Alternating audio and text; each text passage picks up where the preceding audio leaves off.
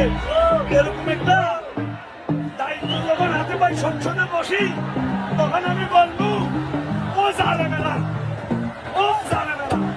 আল্লাহ বলছে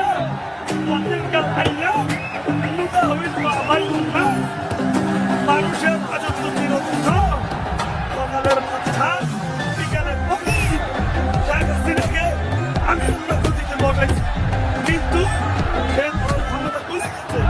আমি আল্লাহকে বলে দিয়েছি, সে ভাবছিল ক্ষমতা স্থায়ী, কিন্তু না। আজকে দেখেন উচ্চ ক্ষমতা মানুষের ভোট, এই মানুষের এই